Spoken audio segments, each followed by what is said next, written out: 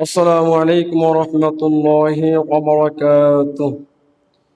إن الحمد لله الأكرم الذي خلق الإنسان وكرمه وعلمه من البيان ما لم يعلم، فسبحان الذي لا يحصى امتنانه باللسان ولا بالقلم، ونشهد أن لا إله إلا الله وحده لا شريك له، ونشهد أن سيدنا وسندنا وحبيبنا ومولانا محمدا عبده ورسوله الذي أرسله بالحق بشيرا ونذيرا وداعيا إلى الله بإذنه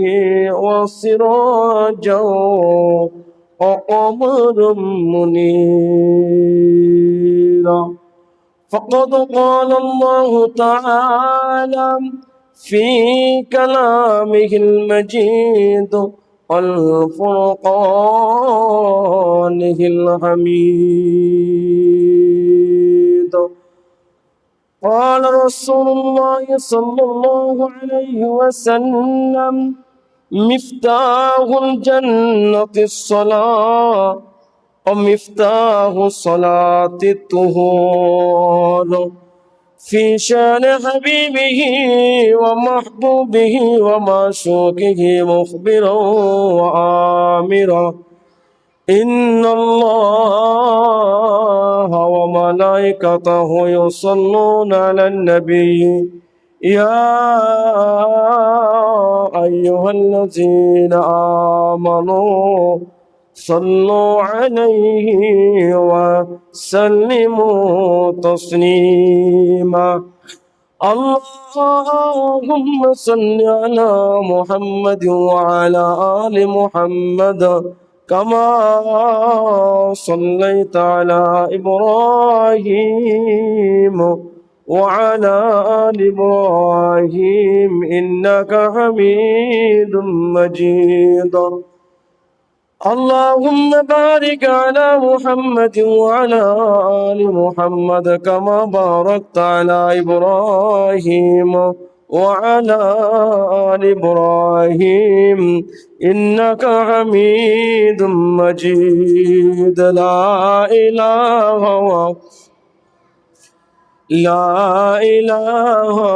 إلا الله، لا إله لا إله। আসমানের মালিক যেই আল্লাহ, জমিনের মালিক সেই আল্লাহ, আমরা মানব গায়রুল্লাহ। লা ইলাহা ইল্লাল্লাহ, লা ইলাহা لا إله إلا الله محمد رسول الله صلى الله عليه وسلم। সম্মানিত হাজিরিন, মুআজ্জাজ মুহতারাম, সম্মানিত মুসল্লি কিরাম, মহান আল্লাহ পাকের দরবারে লাখ কোটি শুকরিয়া ও সুজুদ যে মহান রব্বে কারীম আমাদেরকে যাচাই বাছাই করে আল্লাহ রাব্বুল আলামিনের ঘরে আসা তৌফিক দিয়েছেন। এই জন্য সে মহান রব্বে কারিমের দরবারে শুকরিয়া আদায় করব আলহামদুলিল্লাহ। সম্মানিত হাজিরিন, বিশ্বনবী জনাবে মুহাম্মদুর রাসূলুল্লাহ সাল্লাল্লাহু আলাইহি ওয়াসাল্লামের অসংখ্য হাদিস থেকে একটি হাদিসকে আপনাদের সামনে তুলে ধরা হয়েছে। قال النبي صلى الله عليه وسلم: مفتاح الجنة الصلاة ومفتاح الصلاة الطهور। আল্লাহ নবী জনাবে মুহাম্মদুর রাসূলুল্লাহ সাল্লাল্লাহু আলাইহি ওয়াসাল্লাম বলেন যে মিফতাহুল জান্নাতিস সালাহ, নামাজ বেহেশতের চাবি। ও মিফতাহুস সালাতুত তুহুরি, নামাজের চাবি হচ্ছে পবিত্রতা। যেহেতু নামাজ বেহেশতের চাবি আর নামাজের চাবি হচ্ছে পবিত্রতা। যদি আমি অজু না করি, পবিত্রতা অর্জন না করি, তবে কি আমার নামাজ হবে? আমার নামাজ হবে না। এই জন্য বলা হয়েছে যে মিফতাহুস সলাতি তুহুরি, নামাজের চাবি হচ্ছে পবিত্রতা। যখন কোনো ব্যক্তি পবিত্রতা অর্জন করে, অপবিত্রভাবে থাকে, তখন তাহার, যেমন কোন ব্যক্তি পিশাব করতে গেল, সে কিন্তু অপবিত্র হয়ে গেছে, ঠিক কিনা? বড় ইস্তেঞ্জা করতে গিয়েছে, সেখানেও কি ইস্তেঞ্জা কমপ্লিট হয়ে গেছে, অপবিত্র হয়ে গেছে। এজন্য বলা হয়েছে যখন তুমি পেশাব করো ঢিলা কুলুক ব্যবহার করো, বড় ইস্তেঞ্জা করবে ঢিলা কুলুক ব্যবহার করবে, তারপরে অজু করে পবিত্রতা অর্জন করবে। তবে তো কি হবে, যখন কোন ব্যক্তি নাপাকি থেকে পবিত্রতা অর্জন করলো, নাপাকি থেকে অজুর মাধ্যমে পবিত্রতা হাসিল করলো, বান্দা যত সময় পর্যন্ত পবিত্র হালাতে থাকবে, আল্লাহ রাব্বুল আলামিন তার জন্য, আল্লাহ তাআলার রহমত তার জন্য নির্ধারিত হতে থাকে। সুবহানাল্লাহ। বান্দা নাপাকি থেকে পবিত্রতা অর্জন করলো, আর যত সময় পর্যন্ত বান্দা পবিত্র হালাতে থাকবে, পবিত্র অবস্থায় থাকবে, আমার আল্লাহ পাকের রহমত তার উপর নাযিল হতে থাকে। সুবহানাল্লাহ। এই জন্য সময় তো হাজিরিন, আমরা যখন কোনো সময় অপবিত্র হয়ে যায়, তবে তো আমাদের কি করতে হবে? ওযুর মাধ্যমে পবিত্রতা অর্জন করতে হবে। এখন যদি আমি পবিত্র অবস্থায় থাকি, তাহলে আমার সাথে দুইজন কিরামান কাতিবিন ফেরেশতা থাকে। আমি পবিত্র অবস্থায় থাকলে এই কিরামান কাতিবিন দুইজন ফেরেশতা এরা কি থাকবে? খুশি থাকবে।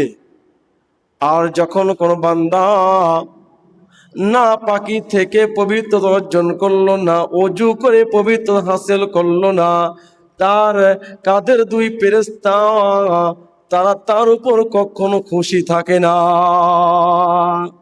যখন বান্দা হালাতে পবিত্রতা অর্জন করবে, পবিত্র হালাতে থাকবে, তার নিকটের ফেরেশতারা তার উপর খুশি থাকবে।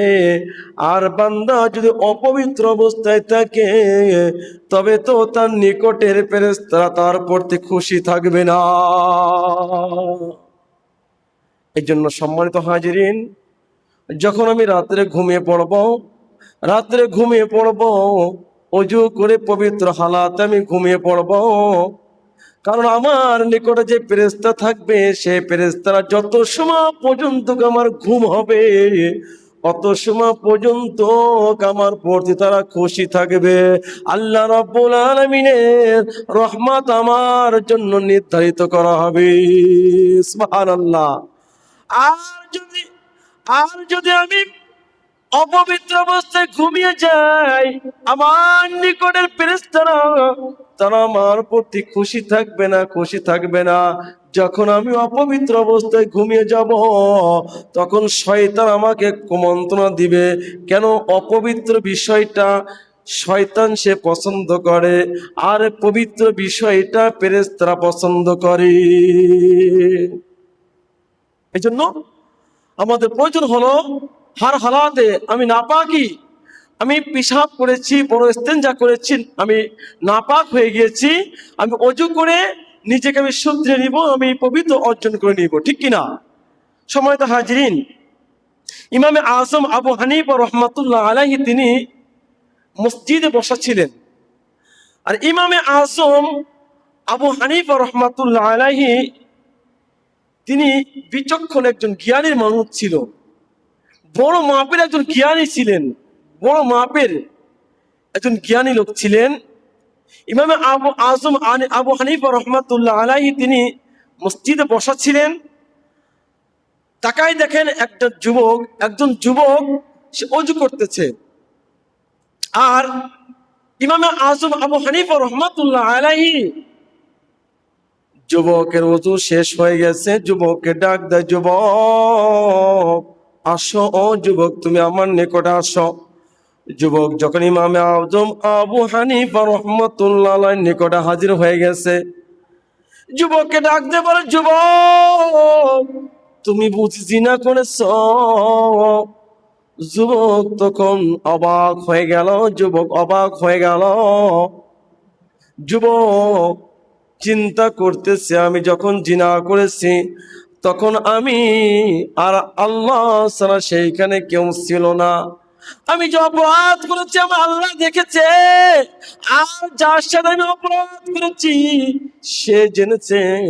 কিন্তু ইমামে আজম আবু হানিফা রহমাতুল্লাহ আলাইহি তিনি কিভাবে জানলেন আমি জিনা করেছি? যুবক জিজ্ঞাসা করলাম, হযরত আপনি কিভাবে জানলেন আমি জিনা করেছি? আমি যখন জিনা করেছি তখন আমি আমার আল্লাহ ছাড়া কেউ জানতো না, এমন নির্জন আমি অপরাধ করেছি। ইমামে আজম আবু হানিফা রহমাতুল্লাহ আলাইহি বলতেছে, যুবক রে, যখন তুমি অজু করতেছো তোমার অজুর পানির সাথে সমস্ত গুনাহগুলো ঝরে ঝরে পড়তেছে।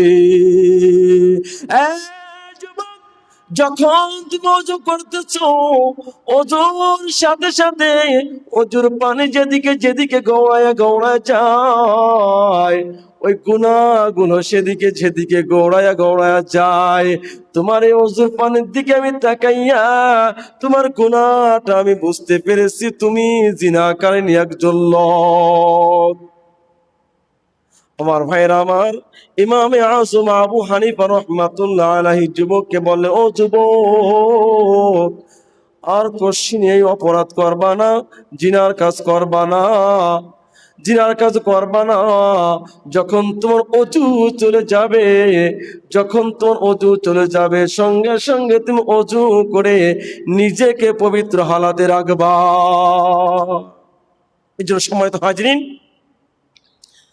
যে যখন কোনো ব্যক্তি, হাদিসের মধ্যে আসছে যে আমার গায়ে যদি ময়লা পড়ে, আমার বাড়ির নিকটে একটা চলমান নদী আছে, আমি যদি ওই নদীতে 5 বার গোসল করি তবে আমার গায়ে আমার শরীরে কোনো ময়লা থাকবে না, ঠিক কিনা? এমনই ভাবে যখন কোন আল্লাহর বান্দা 5 ওয়াক্ত নামাজের শুরুতে 5 বার নতুন করে ওযু করে নিবে, ওভাবে তার ভিতরের সমস্ত গুনাহগুলো অজুর পানির সাথে সব ধুয়ে ধুয়ে চলে যাবে। বলে সুবহানাল্লাহ। এই জন্য অজু করলে অজুর পানির সাথে গুনাহগুলো কি পরিষ্কার হয়ে যায়। তবে খেয়াল করতে হবে, আমি যখন অজু করব আমার অজুর পানি যেন আমার পোশাকে না লাগে, এদিকে খেয়াল করতে হবে। কেন, যদি আমার এই অজুর পানিটা পোশাকে লেগে যায়, হতে পারে আমি অপরাধী, তাহলে আমার নাপাকিটা আমার গায়ে লেগে যাবে। ইমাম আজম আবু হানিফা রাহমাতুল্লাহ আলাইহি বলেন যে খেয়াল করবা যখন তুমি অজু করতেছ তোমার অজুর পানি যেন তোমার গায়ে না লাগে। সম্মানিত হাজিরিন, পূর্বকালের মুহাক্কিকগণ কেমন ছিলেন যে তিনরা পবিত্রতা কিভাবে অর্জন করতেন, আর তিনরা অজু এবং পবিত্রতার প্রতি কিভাবে গুরুত্ব দিতেন। বুজুর্গানে দিনের জৈনক বুজুর্গের বাড়িতে মেহমান আসছেন, মেহমান আসার পরে এখন তিনি মেহমানদের জন্য কিছু নাস্তার আয়োজন করেছেন। মেহমানরা বসেছে, মেহমানরা যেখানে বসেছে সামনে দস্তারখানা বিছিয়ে দিয়েছে, আর দস্তারখানা বিছানোর পর বুজুর্গ ব্যক্তি তাদের সামনে, মেহমানের সামনে কিছু রুটি নিয়ে আসছে। রুটি রেখে মেহমানদেরকে বলতেছে, হে মেহমানগণ, এই যে রুটি দেখতেছ, এই রুটি যে গম থেকে হয়ে আসছে, এই গম যে জমিনে আমি চাষাবাদ করেছি, আমি এই গম যে জমিনে চাষাবাদ করেছি, চাষাবাদের সময় আমি ওযু করে পবিত্রতা অর্জন করে নিয়েছিলাম। পবিত্র অবস্থায় আমি এই গমের চাষাবাদ করেছি। শুধু তাই নয়, জমিনে গমগুলো পেকে গিয়েছে। আমি যখন গমগুলো কেটে আমার বাড়িতে এনেছি, কাটার সময় আনার সময় আমি ওযু করে পবিত্রতা অর্জন করে নিয়েছিলাম। শুধু তাই নয়, আমার বাড়ির মহিলারা এই গম থেকে আটা পেষে, এই গম থেকে যখন পেষে আটা বানিয়েছে, বর্তমান জামানায় তো গম নিয়ে যাবেন, মেশিনের মধ্যে দিবেন, মেশিনের ভিতর থেকে আটা বের হয়ে আসে, তাই না? পূর্বের সময় কিন্তু এই নিয়ম ছিল না। এই গমটাকে পেষতে হতো, তাই না? তখন এই পেশার ভিতর দিয়ে পেশার কারণে আটা বের হয়ে আসতো। আমার বাড়ির মহিলারা এই গম থেকে আটা যখন বের করেছে, তখন তারা ওযু করে পবিত্র অর্জন করেছিল, পবিত্র অবস্থায় তারা আটা বের করেছে। আর তুমি দেখতেছ, তোমাদের সামনে আমি এই যে রুটি নিয়ে আসলাম, নতুন তাজা ওযু করে পবিত্রতা অর্জন করে আমি তোমাদের সামনে আমি রুটি হাজির করে দিলাম। এখন আমার মনে চায়, ও মেহমান, এখন আমার মনে চায় তোমরা যারা এই রুটিগুলো খাবা, ওযু করে পবিত্রতা হাসিল করে যদি এই রুটিগুলো খাও, আল্লাহর যে বান্দার মধ্যে পেটের মধ্যে রুটিগুলো থাকবে, আল্লাহর সে বান্দা কখনো আমার মাওলাকে ভুলবে না। সুবহানাল্লাহ। এটা ছিল পূর্বকালের বুজুর্গ দিনের অবস্থা। খাজা মাইনুদ্দিন চিশতি রহমাতুল্লাহ আলাইহি, যে খাজা মাইনুদ্দিন চিশতি রহমাতুল্লাহ আলাইহির চেহারা দেখলে, এত সুন্দর চেহারা ছিল যে খাজা মাইনুদ্দিন চিশতি রহমাতুল্লাহ আলাইহির চেহারা দেখে 7 লক্ষ হিন্দু তারা মুসলমান হয়ে যায়, বলে সুবহানাল্লাহ। শুধু তাই নয়, খাজা মাইনুদ্দিন চিশতি রহমাতুল্লাহ আলাইহির চেহারা দেখে 70,000 মতান্তরে 70 লক্ষ ফাসিক তওবা করে মুসলমান হয়ে যায়। আমার ভাইয়ের, আমার খাজা মাইনুদ্দিন চিশতি রহমাতুল্লাহ আলাইহি বাড়িতে আসছে, আম্মা জানকে ডাক দিয়ে বলে, আম্মা জান, আমি খাজা মাইনুদ্দিনের হাতে এত সংখ্যক হিন্দুরা মুসলমান হয়েছে, এত সংখ্যক ফাসিক তারা তওবা পড়েছে। আম্মা জান, আমি মাইনুদ্দিনের হাতে এত সংখ্যক হিন্দু তারা ইসলাম ধর্ম গ্রহণ করেছে। আম্মা জান ডাক দিয়ে বলে, মাইনুদ্দিন রে বাবা, এটা তোর কারামতি নয়, এটা তোর কারামতি নয় রে বাবা, এই কারামতি হলো আমি আম্মা জানের। এ মাইনুদ্দিন, যখন তুমি সন্তান আমার পেটে ছিলে, আমার পেটে থাকা অবস্থায় আমি সর্বহালাতে ওযু করে আমি পবিত্রতা অর্জন করেছিলাম। এমন একটা সময় আমার অতিবাহিত হয় নাই যেই সময়টা আমি পবিত্রতা ছিলাম না। আমি যখন তোমাকে পেটে রেখেছিলাম, পেটে থাকা অবস্থায় হার হালাতে সর্বসময় ওযু করে আমি পবিত্র অবস্থায় ছিলাম। ও আব্বাজান মাইনুদ্দিন, শুধু তাই নয়, তুমি মাইনুদ্দিন যখন দুনিয়ার মাঝে আসলে, আসার পরে যখন আমার স্তরের দুধ তোমাকে খাওয়াইলাম, যখন আমার দুধ তোমাকে খাওয়াবো, খাওয়ানোর পূর্বে আমি ওযু করে পবিত্রতা অর্জন করে সেই দুধ তোমাকে আমি খাওয়াইছি। এ বাবা মাইনুদ্দিন, এটা তোমার কোনো কারামতি নয়, এই কারামতি হলো আমি আম্মা জানের কারামতি। সম্মানিত হাজিরিন, এই জন্য হার হালাতে পবিত্র অর্জন করতে হবে। বলা হয়েছিল যে যদি আমার অন্তর পবিত্র থাকে, অন্তর পবিত্র থাকলে তাহলে খলিফাতুল মুসলিমিন হয়েও সামান্য এক বুড়ির খেদমতকে নিজের জন্য অমূল্য রতন মনে করবে। খলিফাতুল মুসলিমিন হয়েও সামান্য একজন বুড়ির খেদমতকে নিজের জন্য বড় দামি মনে করবে। খলিফাতুল মুসলিমিন আবু বকর সিদ্দিক রাদিয়াল্লাহু তাআলা জামানায়, আবু বকর সিদ্দিক তিনার জামানা এমন ছিল, তখন ছিল ইসলামের প্রথম যুগ। আর আবু বকর সিদ্দিকের জামানা ছিল স্বর্ণের যুগ। সম্মানিত হাজিরিন, আবু বকর সিদ্দিকের জামানা ছিল স্বর্ণের যুগ। তখন মদিনায় বেশি যুদ্ধ হতো। এই যুদ্ধ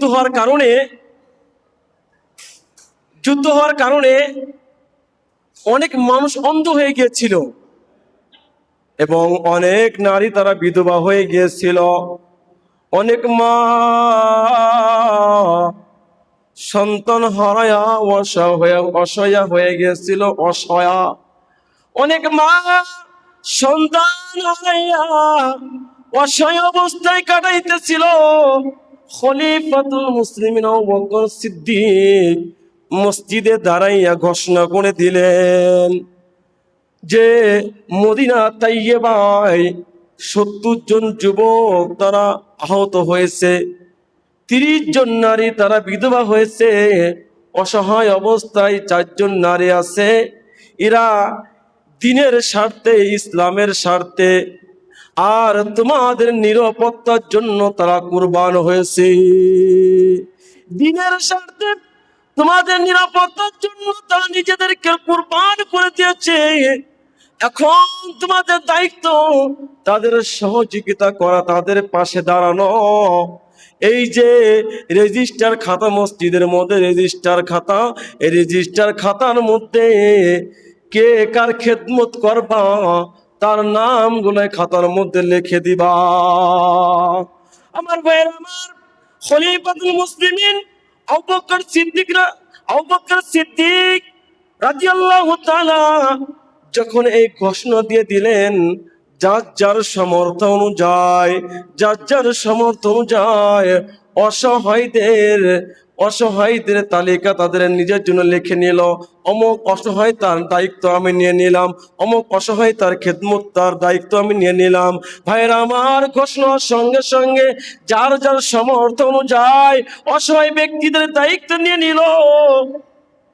কয়েকটা দিন পর খলিফাতুল মুসলিমিন খাত্তাবের ছেলে উমর মসজিদের মধ্যে প্রবেশ করছে রেজিস্টার খাতাকে চেক করার জন্য। যখন খাতার দিকে তাকায় দেখে সমস্ত অসহায় ব্যক্তিদের জন্য লোক নির্দিষ্ট করা হয়েছে, লোক নির্ধারিত করা হয়েছে, কিন্তু একজন বৃদ্ধা মহিলার জন্য কোনো লোক নির্ধারণ করা হয় নাই। একজন বৃদ্ধা মহিলা, তার দায়িত্ব কেউ নেয় নাই, তাদের সেবা করবে তার দায়িত্ব কেউ নেয় নাই। কিন্তু এই মদিনার সমস্ত অসহায় ব্যক্তিদের দায়িত্ব সবাই নিয়ে নিয়েছে। সবার তালিকা দেখছে, অমুকের দায়িত্ব অমুকে নিয়ে নিয়েছে, অমুকের দায়িত্ব অমুকে নিয়েছে, কিন্তু একজন অসহায় নারীর দায়িত্ব কেউ নেয় নাই।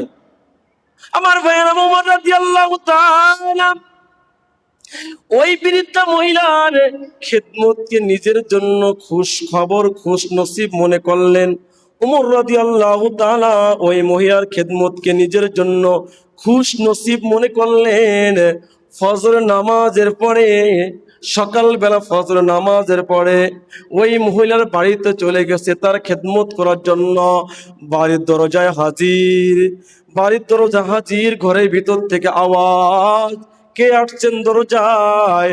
আমি খাত্তাবের ছেলে উমর। আম্মা জান, আপনার খেদমতের জন্য এসেছি। আম্মা জান, আপনার ময়লা যুক্ত যত কাপড় আছে কাপড়গুলো আমার কাছে দেন, আমি ধুয়ে দেব। আম্মা জান, আপনার হাঁড়ি পাতিলগুলো আপনি দেন, আমি ধুয়ে পরিষ্কার করে রান্না করে দিব। ভিতর থেকে মহিলা ডাক দিয়ে বলে, আমার এই কাজ সম্পূর্ণ হয়ে গেছে, আমার বাড়ির সমস্ত কাজগুলো করা হয়ে গেছে, বাজান তুমি চলে যাও, তোমার থাকার কোনো প্রয়োজন নেই, এমন কোনো কাজ নাই যে কাজগুলো তুমি করবা। খলিফাতুল মুসলিমিন ওমর রাদিয়াল্লাহু তাআলা চলে গেলেন। আবার পরের দিন আরো ভোরে আসলেন, আসার পর আবার একই প্রশ্ন করলাম, আম্মাজান আপনার খেদমতের জন্য আমি উমর হাজির। মহিলা জানিয়ে দিল আমার কাজ এই মাত্র একজন যুবক সম্পন্ন করে চলে গেছে। আমার খেদমত, আমার ঘরের সমস্ত কাজগুলো এই কিছুক্ষণ হলো একজন যুবক সম্পূর্ণ করে চলে গেছে। এখন এমন কোনো কাজ নাই যে কাজটা তুমি করবা, তুমি এখন যেতে পারো।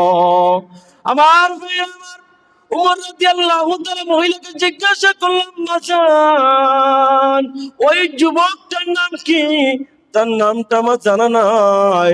আমার ভাইয়ের, আমার তৃতীয়বারের জন্য তৃতীয় দিন আবার সকালে, অর্থাৎ ফজরের নামাজ আদায় করে নাই, ফজরের আগে, এত সকালে আসছে ফজরের আগে খলিফাতুল মুসলিমের ওমর রাদিয়াল্লাহু তাআলা তার বাড়িতে হাজির। ডাক দিয়ে বললাম, মাজার আপনার খেদমতের জন্য আমি ওমর হাজির। আপনার ময়লাযুক্ত কাপড়গুলো দেন, আপনার হাড়ি পাতিলগুলো দেন, আমি পরিষ্কার করে দেব, আপনার খেদমতের জন্য মারছি। পূর্বের মতন আবার একই উত্তর দিল।